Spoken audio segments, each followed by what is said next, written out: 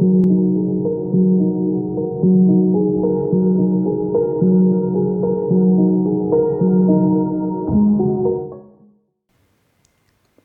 case of semiconductors, the energy gap between valence band and conduction band is very small.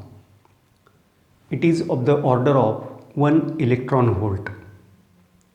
That's why by supplying very small amount of energy, the valence band electrons can be pushed into the conduction band.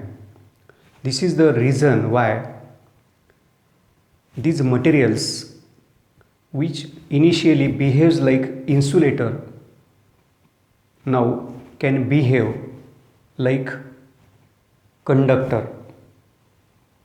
The conductivity of semiconductors lies in between that of conductors and insulators.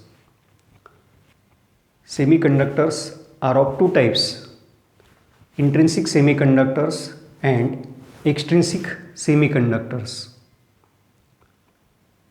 In this video lecture, we have to see about first type, that is intrinsic semiconductors. A semiconductor in an extremely pure form is called intrinsic semiconductor.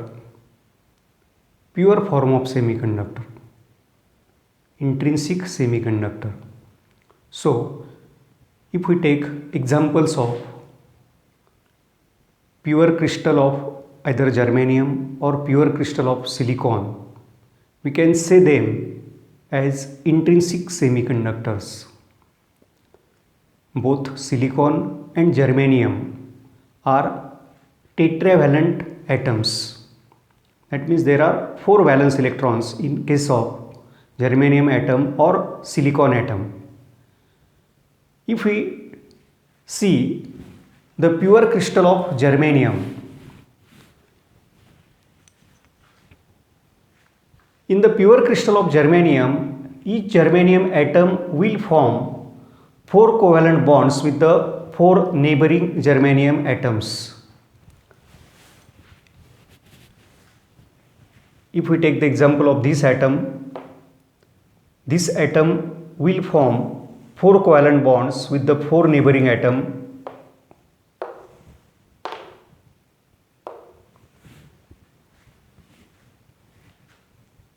Each germanium atom have 4 valence electrons, and it will share these 4 valence electrons with the 4 neighboring germanium atom, 4 adjacent germanium atom, so that there forms 4 covalent bonds. One covalent bond consists of 2 electrons, one from each atom. At absolute zero,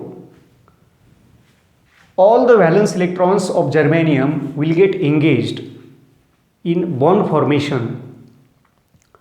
Each and every atom of this crystal will form 4 covalent bonds with the 4 neighboring atoms with 4 adjacent atoms, and that's why there remain no free electron at absolute zero. That's why the material will behave like insulator. At absolute zero, the material will behave like insulator, but room temperature may be sufficient to break some of the covalent bonds.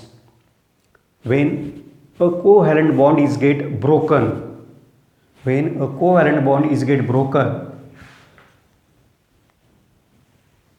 we get one free electron. For example, if this electron becomes free by breaking this covalent bond, this electron becomes free. It leaves one empty space behind. So this is the free electron. And here this is called the hole. The vacancy which is created due to the free electron is called hole. That means due to the temperature, when a covalent bond is get broken, it leaves one empty space behind, and this empty space or this vacancy is called as a hole. So when one electron becomes free, one hole is created. In this way, due to the thermal energy, due to the temperature, when more electrons becomes free, more holes will be observed, more holes will be created. One important thing is that electrons and holes are always generated in pairs. When one electron becomes free, one hole is created. When two electrons becomes free, two holes will be created. In this way, electron and hole pairs will be there. Electrons and holes are always generated in pairs, but such a generation of free electrons and hole pairs is due to the temperature, is due to the thermal energy, and that's why this process is called thermal generation.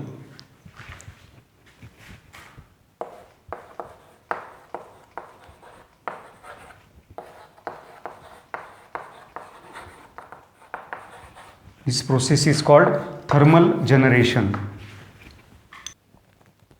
A semiconductor at absolute zero, that means 0 degree Kelvin or minus 273 degree Celsius, at absolute zero behaves as perfect insulator, but at room temperature some of the covalent bonds will get broken and we get free electrons as well as holes.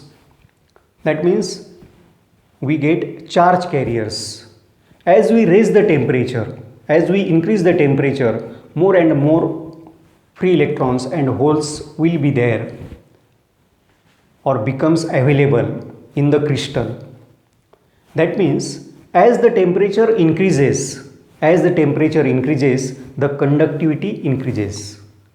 Due to the charge carriers, conductivity increases.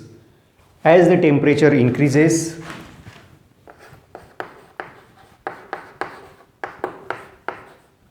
conductivity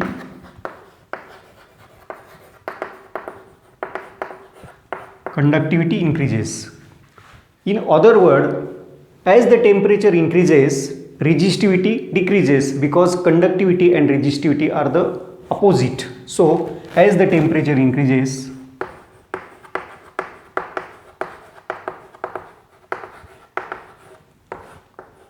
the resistivity decreases. So what is the relation between temperature and resistance in case of semiconductors?